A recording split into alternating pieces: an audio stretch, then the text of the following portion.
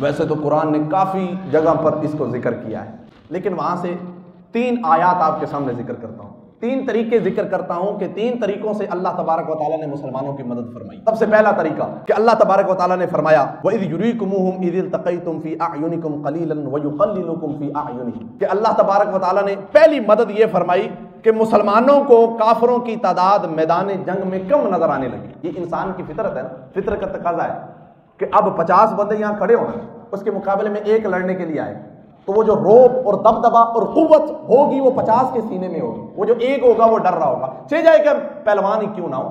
لیکن جب لشکر سامنے زیادہ دیکھے گا، 50 دیکھے گا، تو ویسے ہی اس کے اندر دل میں روب آ جائے گا کہ ایک کو ماروں گا، 2 کو ماروں گا، 10 کو ماروں گا، لیکن کہیں نہ کہیں سے تو مجھے پاڑی جائے گی۔ تو اللہ تبارک و تعالیٰ نے کیسی مدد فرمائی؟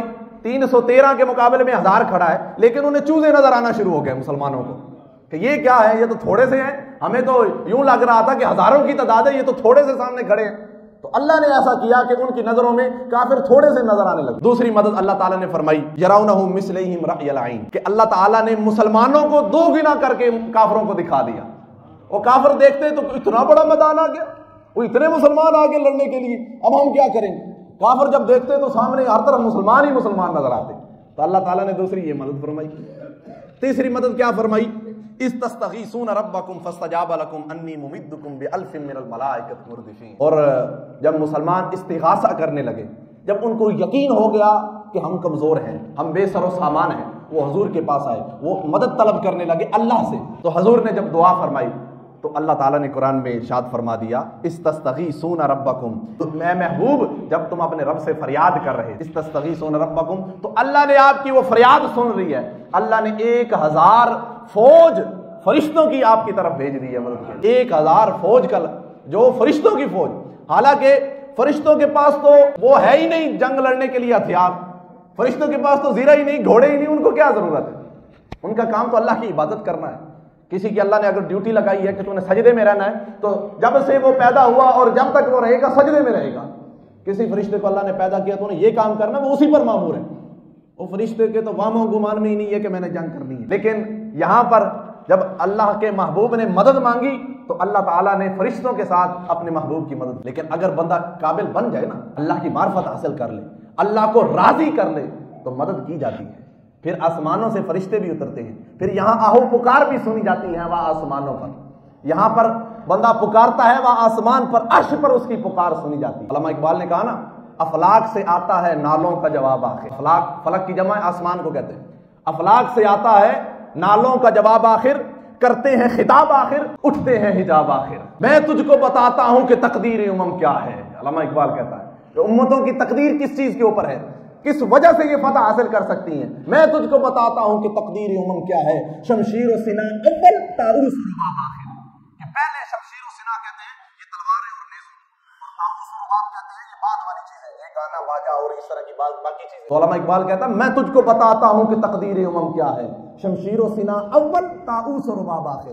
لیکن ہم نے کیا کیا ہوا، طاؤس و رباب اول، شمشیر و سنا آخر۔ پہلے جی گانا باجا ہونا چاہیے تھا، پہلے جی دنیا کے معاملات، پہلے امن ہونا چاہیے۔ اسلام امن کا درس دیتا ہے جی، اسلام امن کا درس دیتا ہے۔ تو اللہ تبارک و تعالیٰ نے میدان بدر میں مسلمانوں کی مدد فرمائی، مسلمانوں کی نصرت فرمائی، جس وجہ سے مسلمان جو ہے وہ کافروں پر غالب آ گئے۔ یہ اللہ تعالیٰ کی مدد کے ساتھ تھا۔ رسول اللہ صلی اللہ علیہ وسلم جنگ کی رات جب 16واں روزہ تھا، اگلے دن 17واں روزہ تھا، 17ویں روزے کی رات کو حضور پاک صلی اللہ علیہ وسلم ساری رات جاگتے رہے۔ سارے مسلمان جو تھے وہ سو رہے تھے کیونکہ صبح جنگ لڑنی تھی، لیکن جو حاکم ہوتا ہے سید القومی خادمہم، قوم کا جو سردار ہوتا ہے وہ حقیقت میں خادم ہوتا ہے، اس نے حفاظت کرنی ہوتی ہے سب کی، اس نے دیکھنا ہوتا ہے، لین دین سارا کچھ کرنا ہوتا ہے۔ تو یہاں لین دین سارا معاملہ اللہ کے ساتھ، تو حضور ساری رات جاگتے رہے۔ اب حضور اصل میں اللہ کے لاڈلے محبوب ہے نا، تو حضور اپنی باتیں منوا بھی لیتے۔ میں آپ کے سامنے ایک حدیث بیان کر رہا ہوں، بخاری مسلم کی، مشکات شریف کی، تمام کتب حدیث کے اندر یہ موجود ہے۔ کس کی جرت ہے کہ اللہ سے یہ کلام کر سکے، کس کی جرت ہے اللہ سے یوں خطاب کر سکے، لیکن حضور نے کیا۔ حضور نے اللہ کو چیلنج کیا، کیا فرمایا؟ اللہم ان تہلک ہذہ العصابۃ اليوم لا تعبد، اے اللہ اگر آج یہ میرا عصابہ، آج میرا گروہ، آج یہ مسلمان تیرا نام لینے والے اگر آج یہ ہلاک ہو گئے، آج یہ شہید ہو گئے، تو یا اللہ قیامت تک تیری کوئی عبادت نہیں کرنے والا ہوگا۔ اب یہ اللہ کو کون کہہ سکتا ہے؟ ایک حساب کا چیلنج ہے نا کہ لا توبت، تیری کوئی نفی ہے، فعل نہیں ہے. لا تعبد، کوئی عبادت نہیں کی جائے گی تیری. واحد مذکر حاضر فعل نہیں. لا تعبد، تیری کوئی عبادت نہیں کی جائے گی یا اللہ. لیکن جب اللہ تعالیٰ کے محبوب نے اللہ سے یوں کلام کیا نا تو اللہ تعالیٰ نے بھی پھر وہی نازل فرمایا. اللہ تعالیٰ نے واللہ یؤید بنصرہ من یشاء، اللہ جس کی چاہتا ہے مدد فرماتا ہے. اللہ نے آپ کی مدد فرما دی ہے. پھر مدد ہوئی. کبھی فرشتے نازل ہو رہے ہیں، کبھی کافروں کو مسلمان ڈبل نظر آ رہے ہیں، کبھی مسلمانوں کو کافر تھوڑے سے نظر آ رہے ہیں. تو اللہ تعالیٰ نے ہر جگہ سے، ہر اعتبار سے مسلمانوں کی مدد فرمائی. فرشتوں کے ذریعے کیسے مدد فرمائی؟ حضور کے اصحاب لکھتے ہیں ہمیں ایک آواز آتی تھی اقدم ہیزوم، اقدم ہیزوم، اقدم ہیزوم. ہم کہتے تھے کہ یہ اقدم ہیزوم کا مطلب ہے ہیزوم آگے بڑھو، ہیزوم آگے بڑھو. تو حضور کے اصحاب عرض کرنے لگے کہ ہمیں نہ کوئی آواز دینے والا نظر آتا تھا، نہ جس کو آواز دی جا رہی وہ نظر آ رہا ہے، بس آواز آ رہی اقدم ہیزوم، اقدم ہیزوم، ہیزوم آگے بڑھ، ہیزوم آگے بڑھ. تو ہم حضور کے پاس گئے. حضور سے عرض کی یا رسول اللہ یہ میدان بدر کیسا ہو گیا؟ یہاں پر ہمیں کیسی کیسی آوازیں سنائی دے رہی ہیں؟ تو حضور نے فرمایا وہ ہیزوم حضرت جبرائیل کے گھوڑے کا نام ہے. وہ اپنے گھوڑے کو کہہ رہے ہیں آگے بڑھ، مسلمانوں کے ساتھ ان کی معاونت کر، ان کی مدد کر، کافروں کی گردن اتار. حضرت جبرائیل امین اپنے گھوڑے کو حکم فرما رہے ہیں، وہ تم لوگوں کو سنائی دے رہا ہے. تو فرشتے اترے، فرشتوں نے مدد کی. مسلمان کہتے ہیں حضور کے صحابہ فرماتے ہیں کہ ہم نے تلوار ہاتھ میں ہوتی تھی، کافر وہاں 6 فٹ دور ہوتا تھا، ہم یہاں سے ہوا میں تلوار اٹھاتے تھے، وہاں اس کی گردن اتری ہوتی تھی. اللہ تعالیٰ نے یوں مدد فرمائی. جب اللہ پر یقین ہو نا، اللہ کے محبوب پر یقین ہو تو پھر اللہ تعالیٰ مدد فرماتا ہے. وہ ایک صحابی آئے اور عرض کرنے لگے یا رسول اللہ، کہ یا رسول اللہ میرے پاس تو لڑنے کے لیے تلوار ہی نہیں ہے، تو میں کیسے لڑوں گا؟ تو اوپر ایک درخت تھا، حضور نے ایک ٹہنی توڑی، حضور نے فرمایا لے یہ تیری تلوار ہے. وہ پوری جنگ لڑے، پوری جنگ میں وہ سوٹی نہیں ٹوٹی.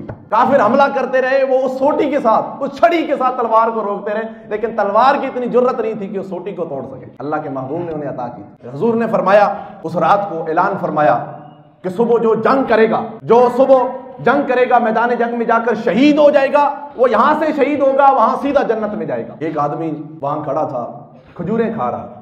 سیرت ابن ہشام نے اس کو لکھا، اس نے ٹہنی پکڑی ہوئی اور ساتھ ساتھ کھجوریں کھا رہا ہے اور حضور بس حضور کا پیغام سن رہا ہے، حضور یہ فرما رہے ہیں. اچھا اس نے کھجوریں پھینکی، حضور کے پاس آیا اور کہنے لگا واقعی یا محمد آپ یہ کہتے ہیں میرے اور جنت کے درمیان صرف ایک تلوار کے وار کا حصہ باقی رہ گیا ہے، یہاں تلوار کا وار ہونا ہے، وہاں سیدھا میں نے جنت میں جانا ہے؟ حضور فرمانے لگے بالکل ایسا ہی ہونا ہے. وہ کہنے لگا پھر مجھے حکم فرمائے میں جاتا ہوں. حضور نے اسے بھیجا.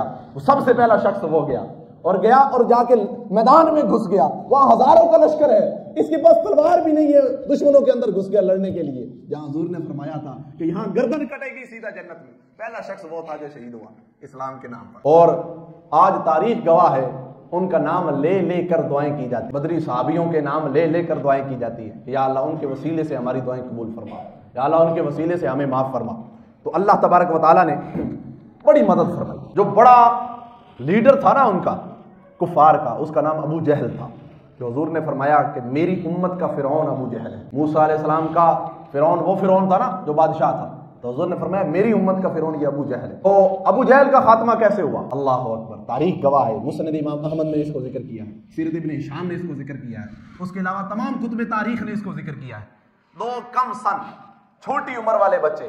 حضرت عبد الرحمن بن عوف لکھتے ہیں، آپ فرماتے ہیں کہ میں میدان بدر کے میدان میں یوں کھڑا ہوا اور میں دیکھ رہا سامنے جنگ ہو رہی ہے. اتنے میں کسی نے میرا پاؤں پکڑا یوں پنڈلی اور یہاں پہ ہاتھ مارا اور کہا، میں نے نیچے دیکھا تو ایک 8-9 سال کا بچہ ہے. وہ مجھے کہہ رہا ہے کہ چچا این ابو جہل، ابو جہل کہاں ہے؟ کیا آپ ابو جہل کو جانتے ہیں؟ تو میں نے کہا آپ کا کیا کام ہے چھوٹے بچے، یہ جنگ ہو رہی ہے، یہاں کافروں کا اور مسلمانوں کا اتنا بڑا مارکا ہو رہا ہے اور چھوٹے بچوں کا کیا کام اس جنگ کے اندر؟ تو میں نے کوئی توجہ نہیں دیا. عبد الرحمن بن عوف کہتے ہیں اتنے میں میری بائیں پنڈلی کے اوپر کسی نے ہاتھ مارا اور میرے سے پوچھنے لگے یا اے چچا کہاں ہے ابو جہل، کیا آپ ابو جہل کو جانتے ہیں؟ میں بڑا تعجب کرنے لگا. میں نے سامنے دیکھا کہ وہ لشکر کے درمیان میں ابو جہل کھڑا ہے، اس کے ارد گرد سپاہی اس کی حفاظت کر رہے ہیں، اور میں نے سر اشارہ کیا ان بچوں کو کہ ابو جہل کو دیکھنا چاہتے ہو، وہ جو پہلوان ہے، وہ جو طاقت کا پہاڑ خود کو سمجھتا ہے، وہ جو خود کو اژدہا سمجھتا ہے، اس کو دیکھنا چاہتے ہو تو وہ سامنے جو گھوڑے کے اوپر بیٹھا ہے جس کے ارد گرد سپاہی ہیں. حضرت عبد الرحمن بن عوف لکھتے ہیں، آپ فرماتے ہیں کہ میں نے صرف ہاتھ کا اشارہ کیا کہ وہ ابو جہل ہے. میں نے دائیں دیکھا تو کوئی بچہ موجود نہیں، میں نے بائیں دیکھا تو کوئی بچہ موجود نہیں، میں نے ابو جہل کی طرف دیکھا تو ان دونوں نے ابو جہل کو گرایا ہوا تھا. وہ دو چھوٹے چھوٹے بچے وہ بجلی کی سپیڈ میں گئے. انہوں نے جب دیکھا کہ ابو جہل تو گھوڑے پہ بیٹھا ہے, ہم تو وہاں تک پہنچ ہی نہیں سکتے, اوپر تک تو ہمارا قد بھی نہیں پہنچ سکتا, تو انہوں نے سب سے پہلے گھوڑے کی ٹانگوں پہ وار کیا. وہ گھوڑا نیچے گرا تو ابو جہل بھی منہ کے بل نیچے گرا, تو وہ ٹوٹ پڑے ابو جہل کے اوپر. انہوں نے زخمی لہو لہان کر دیا ابو جہل کو, حالت نزع تک پہنچا دیا ابو جہل کو. پھر اس کے بعد حضور کے پاس آئے, یا رسول اللہ ہم نے وہ جو آپ کو گالیاں دیتا تھا ہم نے اس کو ختم کر, وہ جو آپ کی گستاخیاں کرتا تھا میں نے ختم کر دیا. حضور فرمانے لگے کیا کہہ رہے ہو, تم چھوٹے چھوٹے بچے ہو, کیا کہہ رہے ہو؟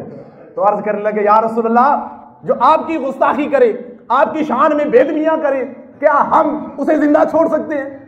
کیا ہمارا ایمان, ہمارے ایمان کی غیرت یہ گوارا کر سکتی ہے کہ ہم اسے زندہ چھوڑیں؟ قسم کھائی ہے مر جائیں گے یا ماریں گے ناری کو, سنا ہے گالیاں دیتا ہے وہ محبوب باری کو. حضور نے پوچھا اچھا تم میں سے کس نے قتل کیا ہے, تم میں سے؟ تو حضرت معاذ کہنے لگے یا رسول اللہ میں نے. انا.